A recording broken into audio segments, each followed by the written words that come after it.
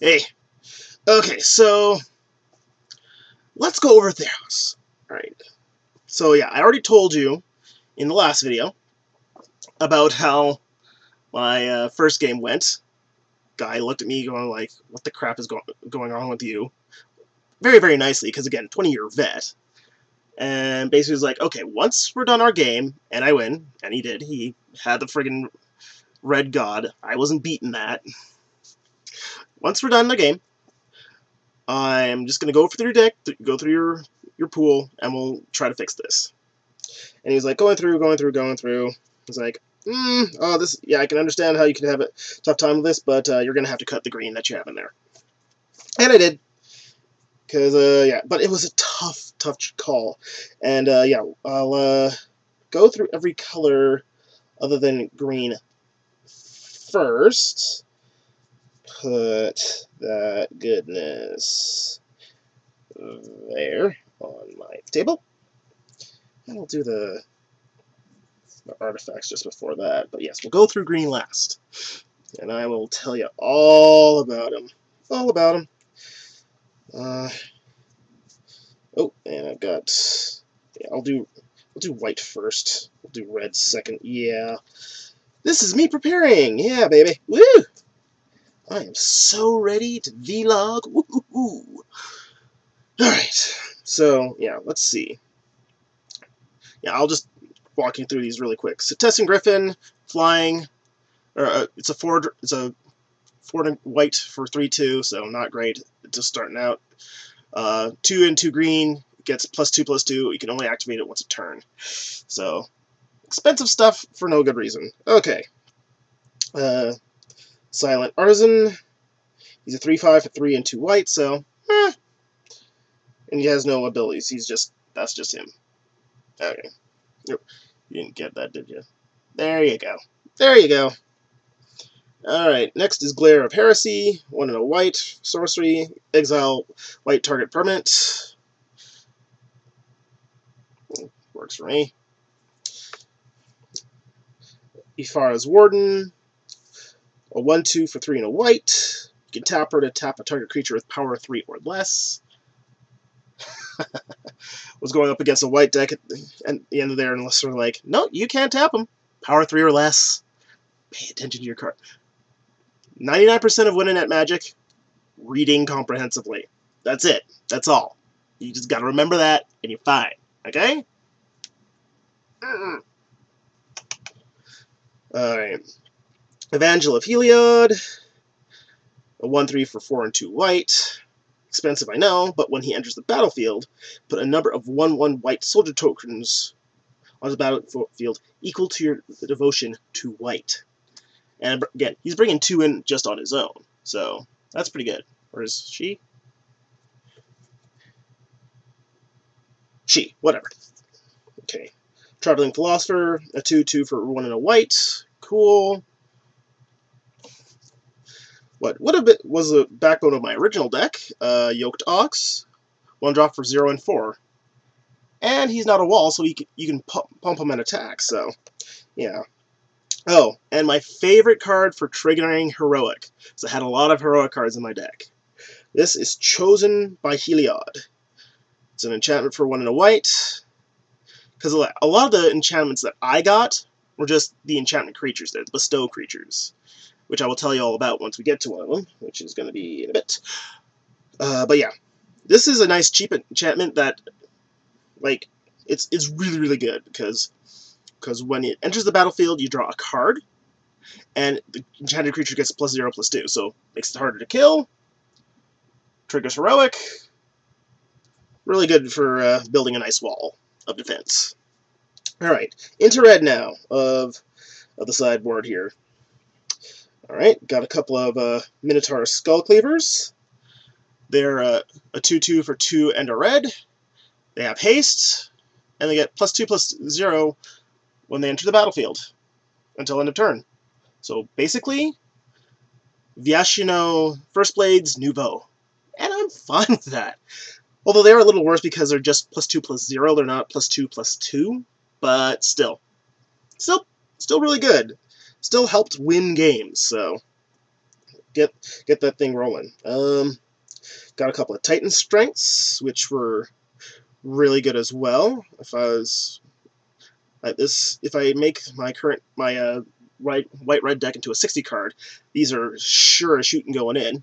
Target creature gets +3 and +1 until end of turn. Scry 1. Pushing the bold. And yeah, basically. Oh, and if you don't know what Scry is, look at the top card of your library. As many, like if it's Scry 1, you look at the top 1 card. Scry 2, look at the top 2. And you can put them back on the top of your library, on the bottom of your library, in any order. So, pull 2 cards. Oh yeah, these would be really useful. Those will just go back on the top.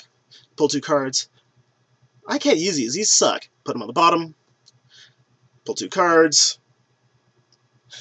Oh yeah, that one I can use. That one really not. Put one on the top, put one on the bottom. Really, really helpful.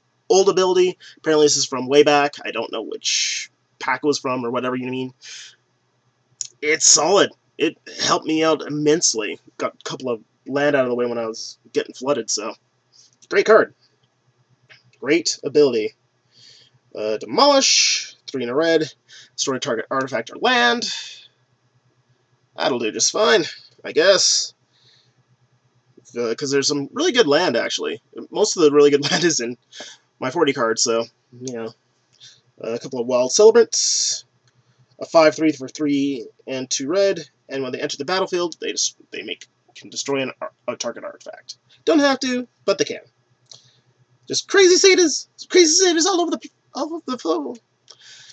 Yeah, I could have done this. I decided not to. Death Bellow Raider. A 2/3 for 1 in a red. He attacks each turn as Fable, and he regenerates for 2 in a black. Once you see what my deck is like, you'll see why I could have run it if I was running white-red. You'll see. Alright. The blue. Yes, my blue and my red were kind of useless. I had more blue, but it didn't really flow. And I just had not nearly enough black to even consider it, so. Alright, so you have a null, counter an artifact or enchantment. Really, really useful. Especially with all the artifact creatures coming around. I could bounce a god. Mnemonic Wall. 4 and a blue for a 0/4 defender.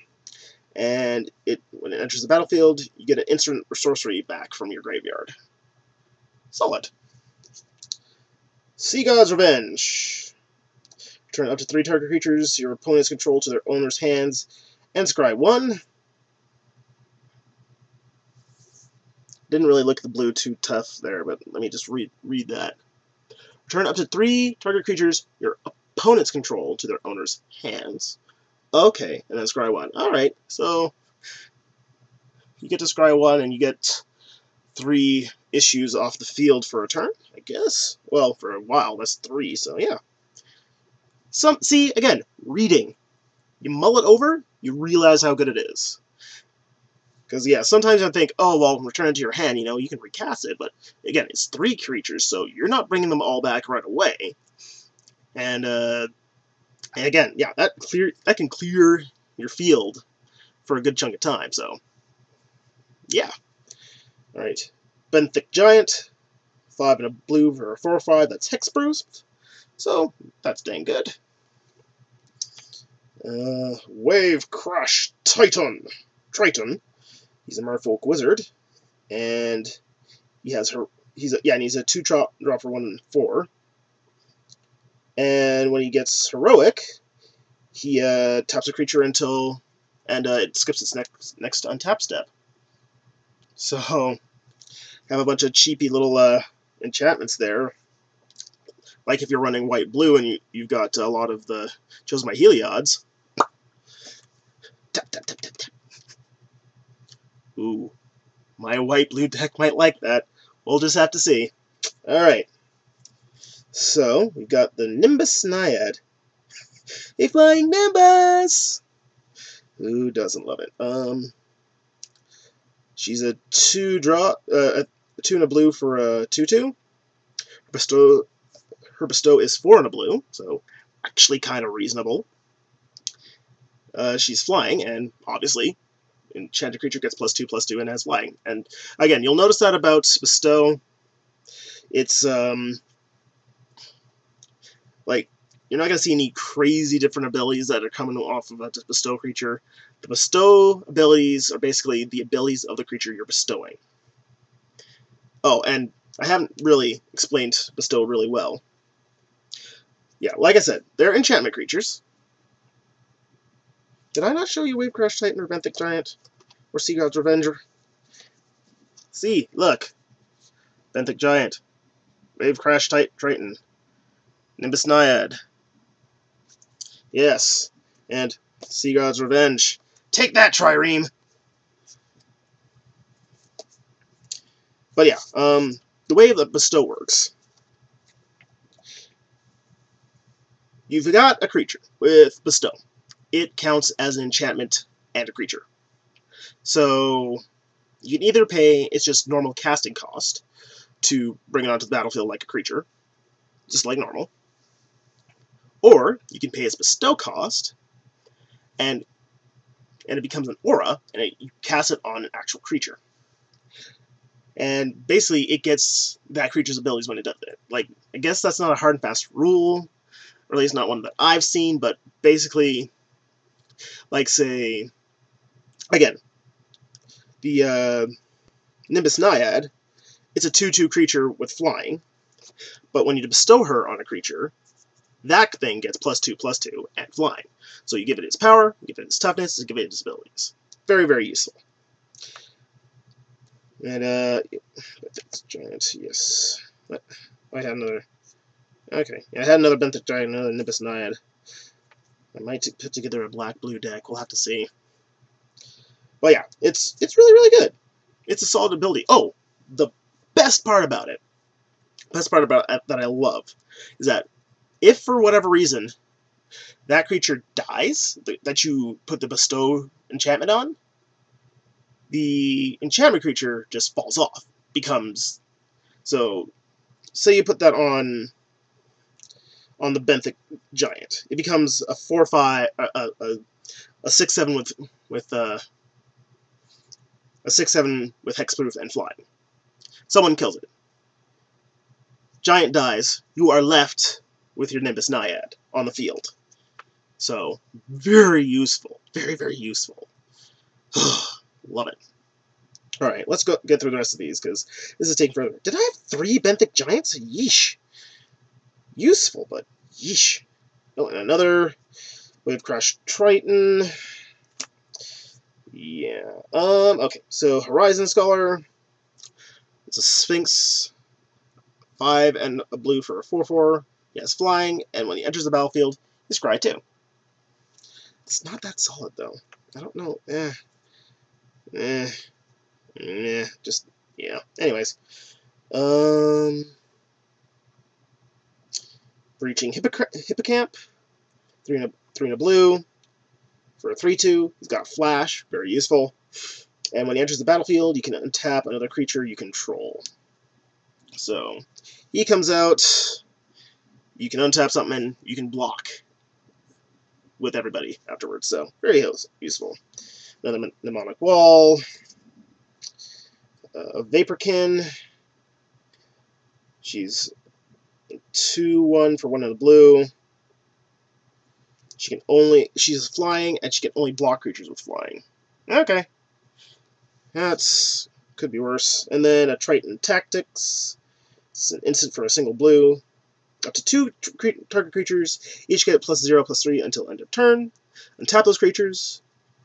At this turn's next end of combat, tap each creature that was blocked by one of those creatures this turn. It doesn't untap during its controller's next untap step. That's actually really, really nice. Like, boom! Ah, you're not going anywhere, buddy. Nowhere! Okay. Let's go through this quick, because we're already at the 14:36-minute mark. Alright. Insatiable... Yeah, we're into the black now. Insatiable Harpy. 2 and 2 black for a 2/2. Flying. Lifelink. Useful. Useful.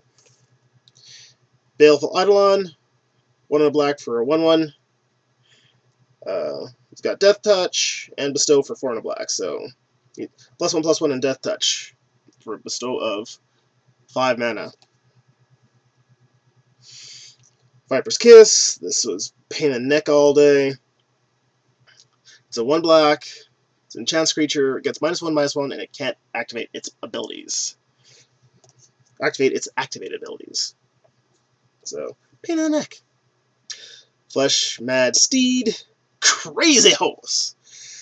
When another creature dies, you tap the steed. Weird. And it has 6 legs? No, that's freaking... I now notice the 6 legs. Isn't that Norse mythology? Blood Toll Harpy.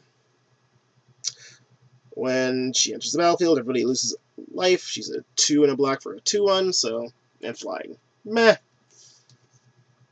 Lash at the Whip.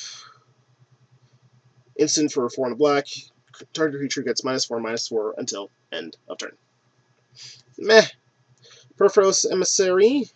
Oh, and I got another Lash at the Whip. I didn't organize the cards that I wasn't using. Why would I? Okay. Oh, Erebos Emissary. Yeah. Let's do him. It's a 3 and a black for a 3/3. If you discard a creature card, Erebos' Emissary, or the card you bestow it on with a 5 and a black, gets +2/+2 until end of turn, and it gets +3/+3. So that's actually really good. So, especially for a black deck where you're okay with chucking away creatures. So, like, I've got 3 1-drop creatures or Blood Toll Harpies that I'm not going to use. So I'll chuck them, and that creature will get 6/6 on top of the 3/3 that it already has. So yeah, that's pretty freaking solid. Keep that out of the hands of my buddy Will, who loves the snakes. And then Fellhide Minotaur. Just a 2/3 for 2 and a black. Okay, I need to run away. I'll go over the green cards in a bit. I'll be right back.